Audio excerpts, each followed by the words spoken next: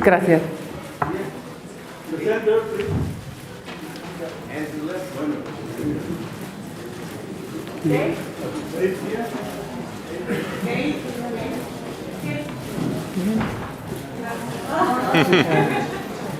Ok.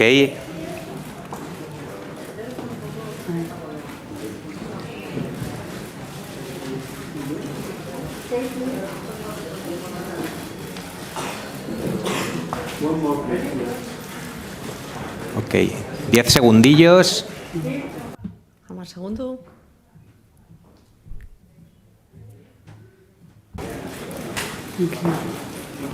Ok, thank you so much. Eskerrik asko.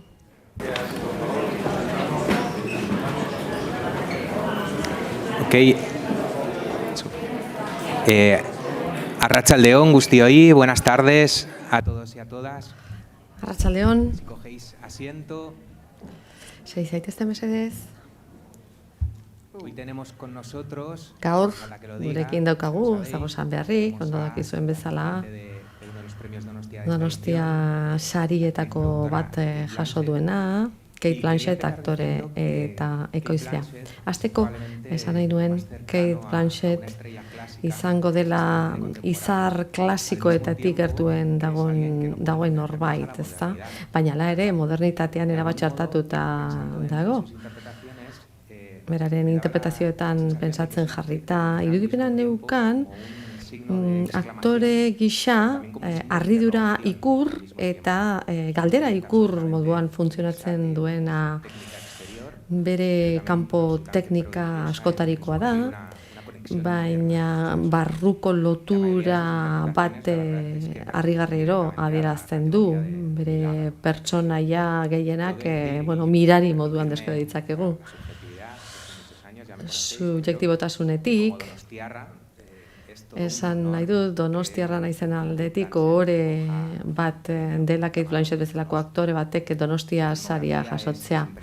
Bere filmografia izugarria da. Anthony Minghella, Sally Potter, Bruce Jackson, Gillian Armstrong, Wes Anderson, Scorsese, Iñárritu, Todd Haynes, Spielberg, Fincher, Mamick, Guillermo del Toro, Todd Field eta beste asko dira arekin lan egin duten zuzendariak. Guy Madden, Evan eta Galen Johnson eta Alfonso Cuarón izan ditu zuzendari aurten bakarrik. Baina harrigarriena, nire iritzian behintzat, Kate Blanchettek lortu du autoren politika bezalako termino batzu ez hausnartzea, ze bera erabateko autorea da. Eta beraz, aktoren politikari buruz hitz egin beharko nuke. Hasiera hau zuei hitz eman horretik egin nahi nuen. Nire lehen galderak bere azken bi lanekin dauka zerikusia, Rumors eta Disclaimer. Bertan, antzeslanak oso ezberdinak dira, Rumors goizean ikusiko zenuten, noski, eta hori ikusiko zenuten galdera da. Nola egiten dio Blanchettek lan berri bakoitzari azken bi hauei zerk egiten du proiektuak onartzera, halako proiektu ezberdinak onartzera?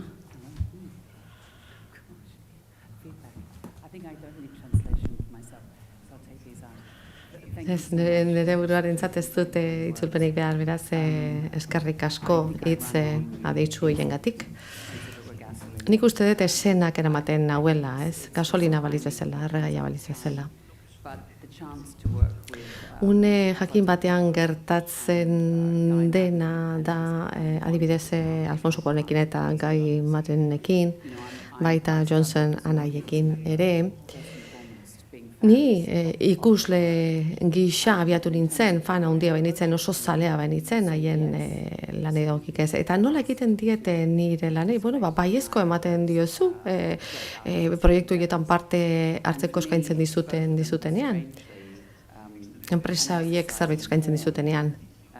Bi kasuetan pertsonaia bigarren mailakoa zen, ez? Ariketa formalak zeukan garrantzia. Alfonso Cuarón zinemako artista handienetako bat da. Berak, telebistarako zinema egiten zuen, zinema haundi horiek ekartzen zituen telebistara eta mantendu egiten zituen bertan. Zinemak zentzu ritmikoa dauka.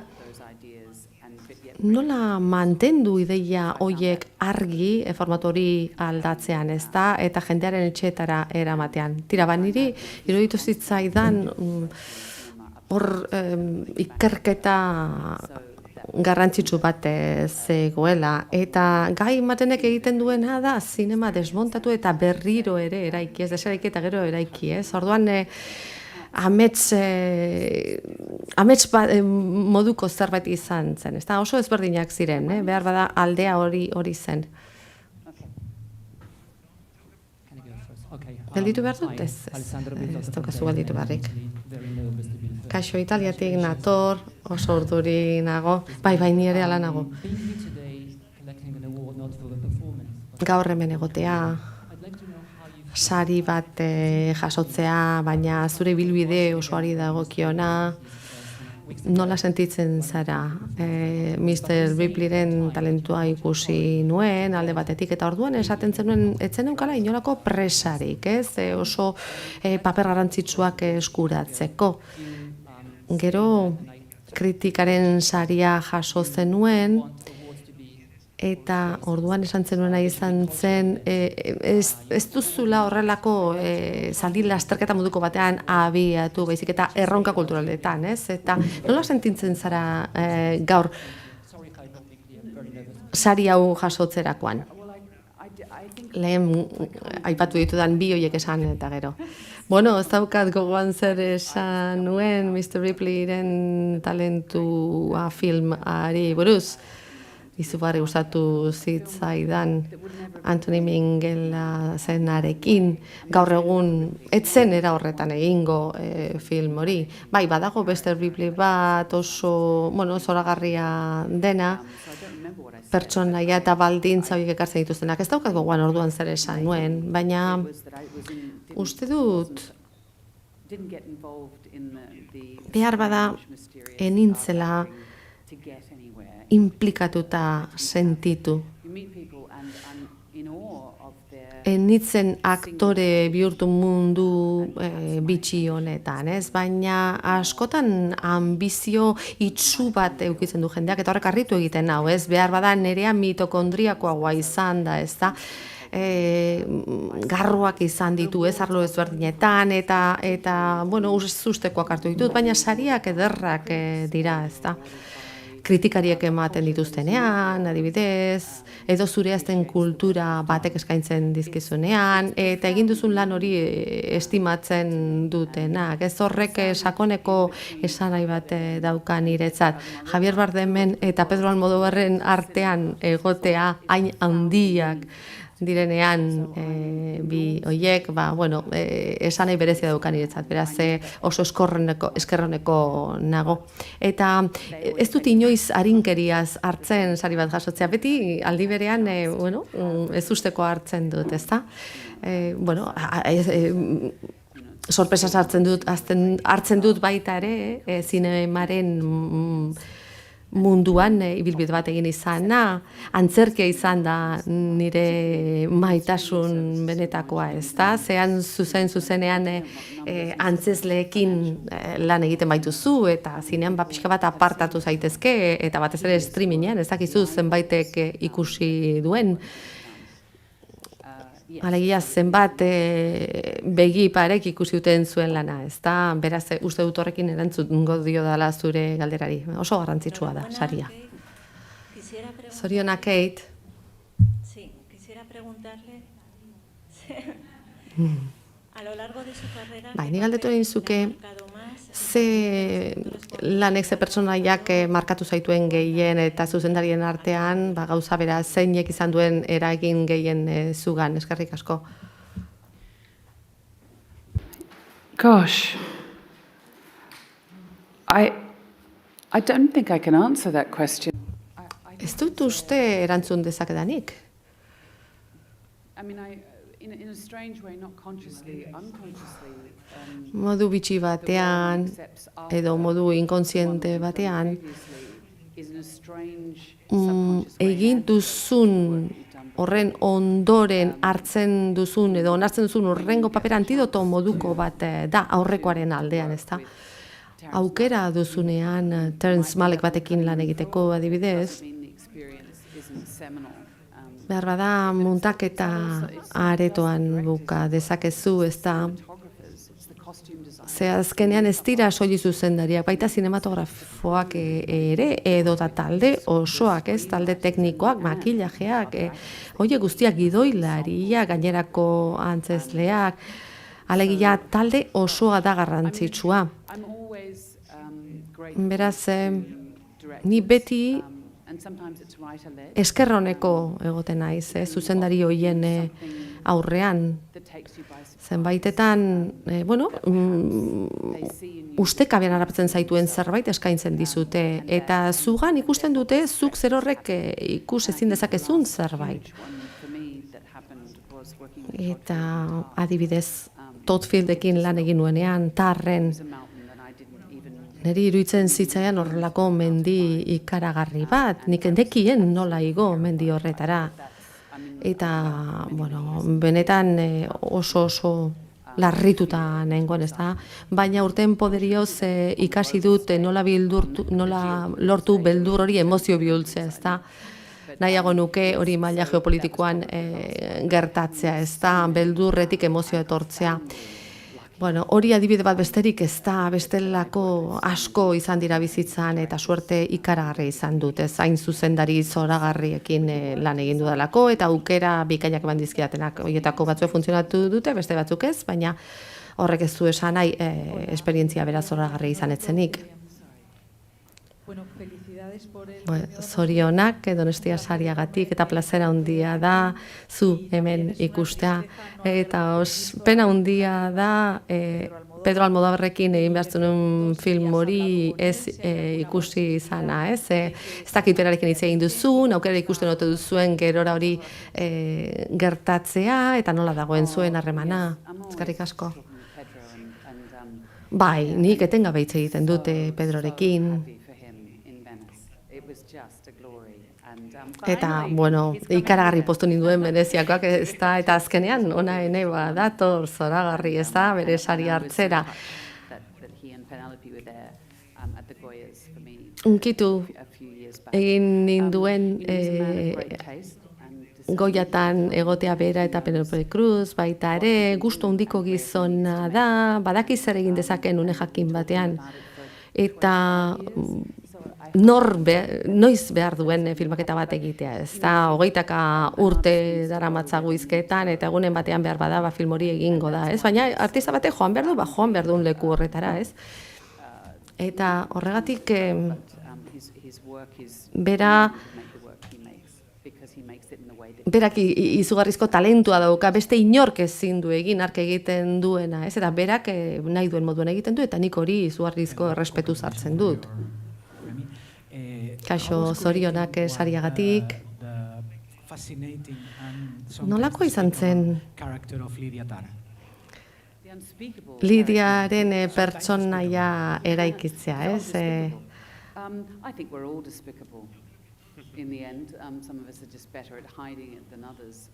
Uste dute gutako edo gu guztiok garela See things that often the character doesn't see. inoiz In a way, denok I ez found garela ezinbestekoa. Kamarak ikusten du, pertsonaiek ikusten ez duten zerbait, ezta? people who are in positions of great authority, you know, Eta, bueno, pertsonaia batzuek izugarrizko autoritatea izaten dute, more despicable than baina benetan gorrotagarriago izaten dira, ohikoak baino, pertsona arruntak baino. Bueno, ikusiko dugu zer gertatzen den denboren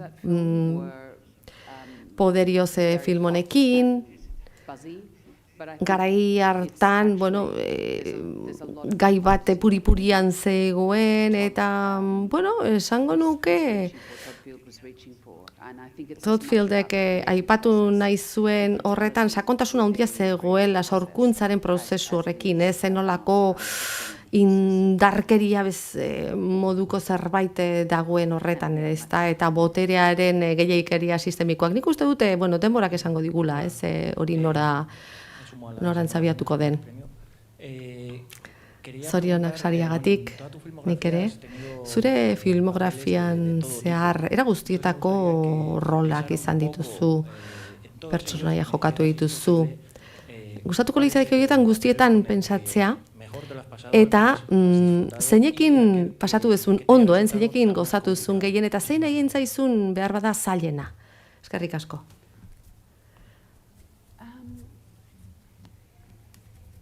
I've been reading Clarice Lispector, the amazing Brazilian novelist. Clarice Lispector irakurtzen aritu naiz, brasildar autorea, berak esaten du simple izateak esfortzu ikaragarri askatzen duela, ez? Batzuetan simple diruditen gauzak, prestakuntza handia behar dute, ezta? Eta hori aktore bezala ere gertatzen da. Antzerkiaz ari naiz baita ere, ez da, agertokira agertzekotan naiz. Lee Bullmanekin lan egin nuen Streetcar-en, eta hark aukera eman zidan Blue Jasmineko pertsonaia horren oihartzun batera bueltatzeko aukera izan nuen, ez da? Pertsonaia baten baldintzekin, historio jakin batean bizitzea gerta daiteke, baina arketipo bat danez, translazio moduko bat gerta daiteke baitere zinemaren alderditik. Ikuspegi erabat ezberdinarekin, bestelako zuzendari batekin, adibidez antzerkian interesik ez duenik, eta hor translazio interesgarri bat ikusi nuen. Eta paper hori, interpretatzeko aukera izan dut, eta hori bururatzen zait orain, baina astezkenean beharra da beste zerbait bururatuko zait. Garasi de Teledonosti. Congratulations, Kate. Zorionak, Kate. Me gustaría preguntarle, durante su trayectoria, hay un papel muy relevante para la comunidad. Zure ibilbidean zehar LGTBIQ+ erako garrantzitsua den pertsonaia bat jokatu duzu, Carolena, eta jakin horiek nola sentitu zinen hori interpretatzerakoan, eta gustatuko hotel itzaizuken, tematika horretako beste norbait prestatzea, eta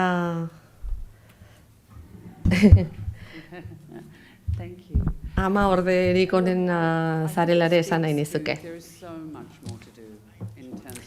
Begira, nik uste dut askoz gehiago egin behar dela pantailan aurkezteari dagokionez, baina batez ere kamaratzean ere bai. Zenbat aldatu da hori, ez da, eta urrats positiboetan zentratu behar dugu. Karol iritsi zitzaidanean beste zuzendari bat zegoen atzea, eta oso zaila zen hori egiteko dirua lortzea. Eta nik antzerki konpainion bat neukan, eta hartara irutzen itzan. Orduan, 10 urte behar izan genituen azkenean film hori filmatzeko, ez zuen inor finantzatu nahi, ez zuen inork banatu nahi, eta jendeak pentsatu zuen inorretzela ikustera joango. Baina orain, pentsatzen jartzen baldin bazara, zenbat jendek ikusi duen film hori, zenbat sexu identitate dauden ordezkatuta gure pantailetan, paisaia ikaragarri aldatu dela esango nuke, garai arekin alderatuta, eta horregatik oso adierazgarria izan da niretzat otentzat denontzat, parte hartu genuen guztiontzat, Steven Bashen, Angel Film, gai hori egin zenean, ez? Orduan ez zegoen ezer, eta garai hartan film hau ateratzea, garai hortan ez ziren horrelako filmak egiten, eta goratu behar dugu Highsmithen eleberria orduan idatzi zela, eta tamalez, eta modu tragikoan gainera, bazirudien hiruebultza bat egitea zela, duela 10-15 urte. Beraz, esango nuke hori tristea dela, baina pentsatu behar dugu zenolako aniztasun kulturala dagoen pantailan, asko geratzen da egiteko, baina esango nuke pauso handiak eman ditugula. Eta hori da nire esperientzia gustukoenetako bat, bide batez esan da. He leído que Kaixo, has vuelto a rodar con irakurri Jim dut Jim Jarmusekin filmatu duzula berriz ere. Jakin nahi nuke, hori egia den, ¿Cuál ha sido la experiencia de reencontrarse con eta nolakoa izan den esperientzia hori, ez? Berriz berarekin bate egitearena, zine independenteko autore bat, bueno, 20 urte geroago, ez da? Coffee and Cigarettes ura eta geroago, ez da? Ura zati bat besterik etzen, zure rola asko zuzeagoa da. Eskerrik asko eta zorionak berriz ere zure sariagatik. Jim was making a film straight after Coffee and Cigarettes. We had such a great time doing that. Jimek Coffee and Cigarettesen ondoren beste bat egin zuen, zoragarria izan zen, harrigarria izan zen. 48 bat orduan filmatu genuen, eta nik bi rola jokatzen nituen, ez? Oso divertigarria izan zen, baina aurrak nituen, eta ordan ezin nuen berarekin lanean jarraitu. Harremana galdu genuen, eta ezin izan nuen, arekin lanean jarraitu, baina beste bat sortu da, Vicky Pritchekin lan egingo dut, izugarri maite dut, eta Charlotte Rampling zoragarria. Zinema independentea aipatu duzu, hain zaila da Jimentzat film bat egitea. Gaur, lehen bezalaxe. Uste dute, film horiek finantzatzea oso zaila dela, oraindik ere.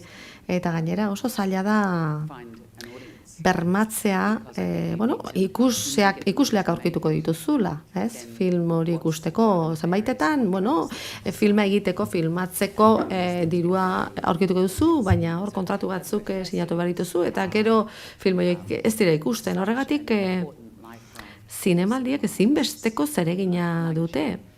Oso zeregin garrantzitsua da. Jim bezalakoentzat. Ze kontzientziazio moduko zerbait dago, inertzia moduko bat, zen nik Jane Jarmusen film bat ikusi nahi dut. Eta galdetuko duzu, baina nun ikusi dezaket, nun ikus daiteke film hori. Beraz,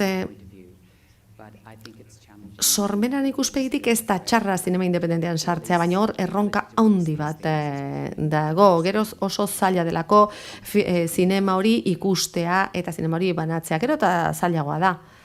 Eta arriskuan dago. Hi, Kate. I'm Nerea from Movistar Plus.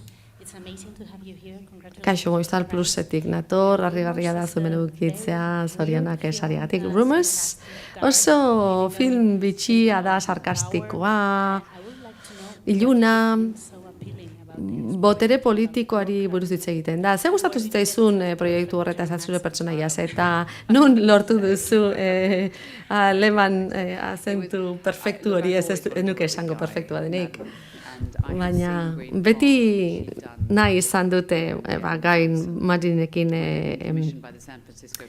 lan egitea, eta ikusian eukan Nola Iban eta Galen Johnsonekin lan egin zuten, San Franciscon kontatu zituzten, eta Vertigo berregin zuten, San Franciscon egindako film batzuk egiteko, eta beste inork ezingo zuen hori pentsatu ere egin, ez horrelako zoramen bat, irreverentzia tekniko erabatekoaz egin zuten. Geniutzak dira, eta benetan ikaragarri gustatu zitzaidan beraiekin egotea lagundu. Egin nahi nien proiektu hau filmatzeko modua egon ziteken. Zazpiren bileren ingurukoa, goi bileren ingurukoa, ez krisi batzui aurre egiteko, gero eta krisi gehiago baitaude munduan, hoiei aurre egiteko elkartzen dira. Baina ez daukate behar duten hizkuntza lenguaia, ez da? Scooby-Dooren atal baten moduko zerbait zen, ez? Horrelako, amets bat, sukartutako amets baten antzeko zerbait zirudien, ez da? Baina narratibatik alde egitea dago, gai egiten duen zinemaren ezaugarri nabarmen bat da hori. Eta, bueno, irudipena izan nuen, anai batekin ari nintzela filmatzen, ez da, ze berak lotura handia dauka antzerkiaren munduarekin, zeraien filmek badute ikuspegi teatral hori, ez da, beraz, esperientzia zoragarria izan zen. Radio 4EB, Australia. This film is a Canadian and German co-production, and it is so between hau koprodukzio bada, Kanada eta Alemanian artekoa, Estatu Batuetan eta Europan ikusi da. Zuk eskarmentua daukazu Europan eta Australian filmatzeko, alde handiak ikusten dituzu Estatu Batuen eta Europaren artean edo Australian, edota globalizazioarekin zinema homogeneoa da. Eta lotuago dago zuzendariekin eta ikusleekin ez hainbeste kokapenekin, nahiago duzu leku batean edo bestean lan egin, Estatu Batuetan, Europan edo Australian? Bai, oso galdera interesgarria da hori.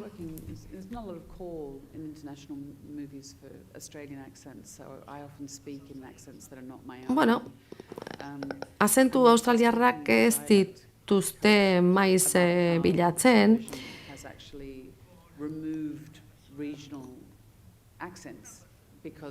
Baina dialektuak lantzeko aditu batekin lanean aritu nintzen, ze, azentuak galtzen ari dira, ez da?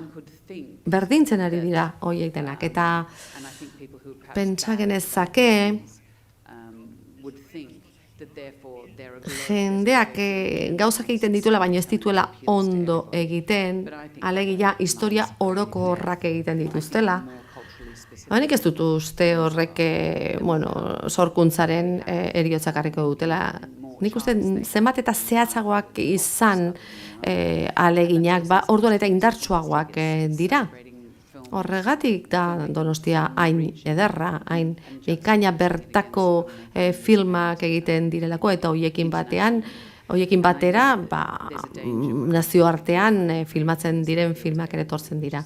Beraz, badago arrisku bat, denei gustatuko zaien zerbait sortu nahi izatea, ezin duzu ikuspegi horretatik ez ere gini, australiarra naiz, eta aukera izan dut, zoriontsu izan naiz, zorioneko izan naiz, kultura ezberdin askotan lan egin dudalako, hizkuntza ezberdin asko hitz egiten dituztenak, eta kultur lanak egin ditut oso zehatzak oso espezifikatuak, Budapesten adibidez, 3 zuzendarirekin, Winnipegetik behin bakarrik ateratakoak, beraz mundu zabaleko jendearekin lan egiten dut. Eta aniztasun kulturala dago hor. Esan bezala, ni australiarra naiz, eta etengabe industriaren, bertako zinema industrian inbertitzen dut, oso indartsua da gainera, dirudiena baina indartsuagoa, ze oso komunitate txikia da, eta hori beti aipatzen dut, eta aldudan guztia ekartzen dut gainera, nirekin, nire herrialdetik. Kaixo, Benjamin Schnell, kaixo, zer moduz. Eskerrik asko hemen egoteagatik. Aktorea naiz, erdi alemana naiz, amerikarra, Tarsuma Batuan bizi naiz. Aktorea zaren aldetik prestakuntza aukera bat da, edo ezin zara inoiz prest egon, ez? Ez dakit, oraintxe esango nizuke, ez inoiz ez zaude prest, ni beti saiatzen naiz prest egoten, baina tira hortren bat galduko nuen.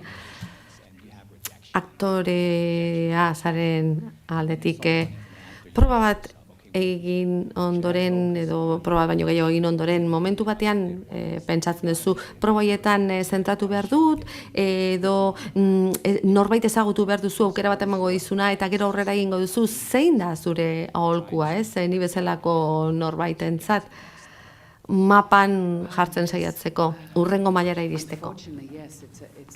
Bai, galdera zaila da. Bai, askotan suertea da, aukera, ez? Une jakin batean, leku jakin batean, leku egokian egotea, baina ni talento handiko aktoreekin egon naiz, behar bezain beste lan lortzen ez dutenak, baina harrigarria da, ze ikusten duzu talento handiko aktoreak mapan kokatzen direnak, eta ez dakit, berriro agertzen direnak, berriro agertzen da, Kevin Kline adibidez. Erdi erretiratuta zegoen, eta ikusleak harritu egingo dira, hainbeste urtetan ikusi gabe egon eta gero. Ni arte dramatiko eskolatik atera nintzenean, jakina, nire ikaskide askok bezala, enuen lanik lortzen, eta halako batean casting enpresa bati gustatu egin nintzaion, eta orduan proba bate egiten ari ziren aktoren aurrean nik irakurtzea eskatu zidaten. Ze, egin duten kontuan hartu aktore moduan. Ez dakit, itxura bitxia nuen, inorketzekien nirekin zer egin. Eta nik ere nekien nire buruarekin zer egin ere. Nik irakurri egiten nuen, astean 3-4 ordu ematen dituen, audizio bat, proba bat egiten ari ziren hoiekin batera irakurtzen. Objektu bat nintzen, areto hartan. Eta aktoreari buruz hitz egiten zuten, aktore hori sartu horretik eta atera eta gero. Eta konturatzen zara, erabakietako asko ez direla pertsonalak, eta erabakietako asko sartu horretik hartzen direla, ez da? Casting horretan egon zen hori, altu egia edo, bajo egia edo, emakumei modu jakin batean hitz egiten zitzaien, pentsatzen dut hori gero eta gutxiago gertatuko dela, baina konturatu nintzen beraz, hor kontua etzela pertsonala, ez? Aktore horiek sartuko ziren eta esango zuten ez dakit nik zuzendari honekin lan egin nahi ote dudan edo ez, nik ere proba hau erabiliko dut hori erabakitzeko, espazio bila zeto zen, ez? Audizio batean, proba batean galderak egiteko, espazio hori bere egiteko, eta bar. Eta ziurrenik horiei berriz deituko zieten, baina hor ikasgaia da, ez dela ezer pertsonala, erabaki behar dezula zenbaitetan, lan hau nahi dut, eta zenbatean nahi dut lan hau. Ze lan guztiek ez dute merezi. Nik adibidez, lan batzuk hartu nituen, aukerarik ikusten ez zituztenak, Diane Pageen kasuan, ez da? Zenbaitetan etzen nuen papera handiena nahiko interesgarriena baizik. Orduan, aurkitu batzuz non dauden zuretzat aukera hoiek? Ez dakit, nahi ez zait aholkuak ematea gustatzen, baina, hartu dezakezu edo gutxi ez.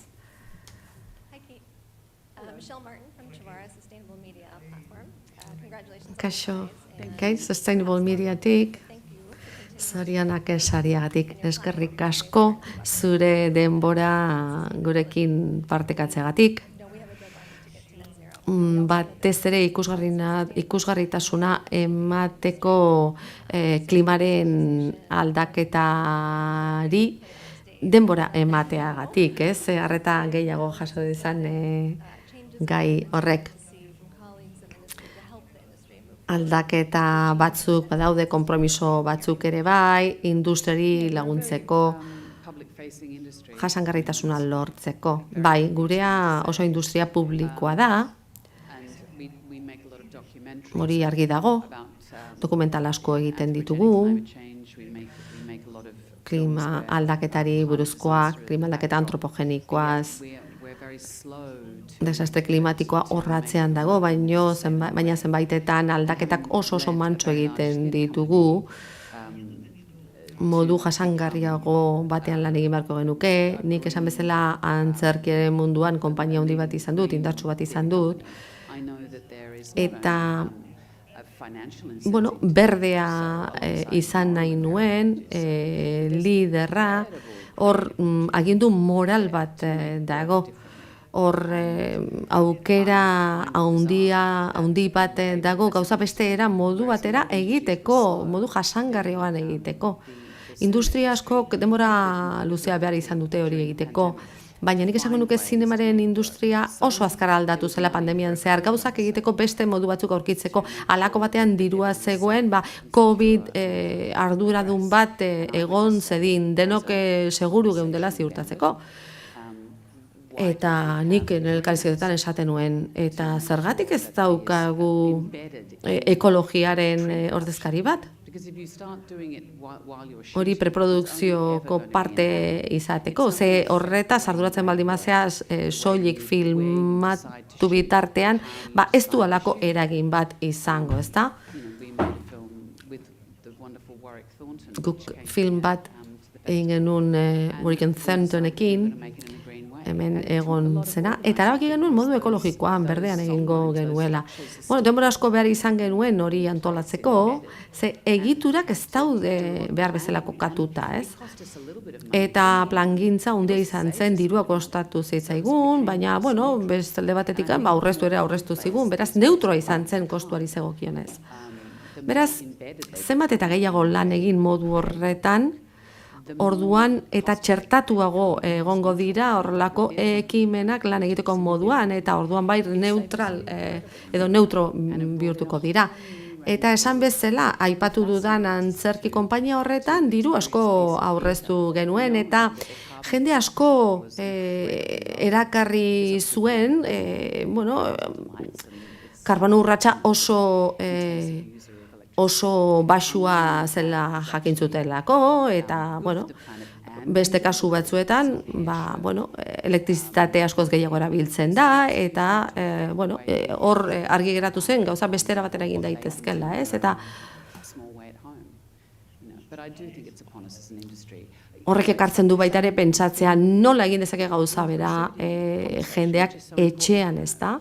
Gauza bera gertatzen da inklusibitatearekin, ez? Zenbat eta homogeneagoa izan gauzak pantalla batean, edo zer gauza dela ere, edo zein enpresatan, horrez da aldaketarik egongo dan homogenoa baldin bada, baina horrelako gauzak txertatzen hasten baldin bagara, orduan, energia bat sortuko da hortik eta gauzak aldatu egingo dira.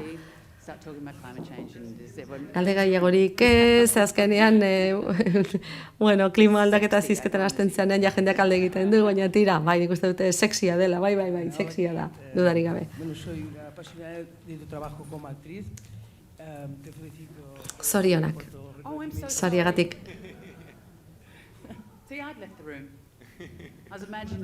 Barkatu nik alde egin dut, ez da? Mundua bestera batera irudikatzen ari nintzen, barkatu, errepikatu idazu mesedez esan duzun hori. Ikaragarri gustatzen zaite zure aktore lana, zorionak sariagatik, aitortza hoengatik, eta jaso dituzunengatik, eta etorriko direnengatik. Galdera bat egin nizuke, ez dakit politikoa edo humanista izango dena. Kanen soineko bat jantzi zenun Palestinako bandera zeramana. Ez dakit hau galdera bat den edo pena bat adierazi nahi dudan, ze uste duzu egin dezakegula pena horren, min horren, horrore horien horrean. Bai, ni ezin naiz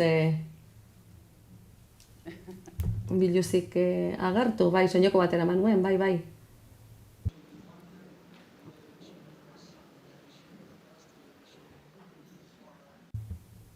Bai, azaltzen ari da horreko galdera. Bai, Palestinako bandera eraman zuen, soinekoan. Oh, okay. Right. No, not at all. Not at all. Look, I think I think that there's a lot of conflicts, abuses of human rights.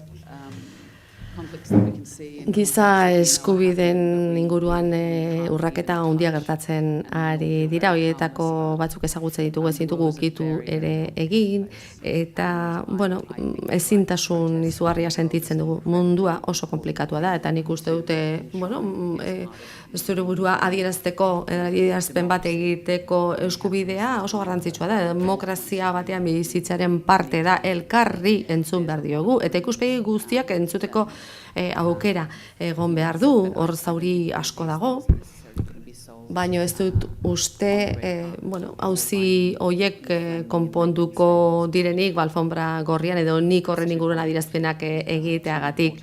Nik uste dute komplikatu egia eta garrantzitsu egia dela. Uste dut hemen utzi behar dugu, ja pixka bat pasatu gara, txalo bero bat eskatuko dizuet.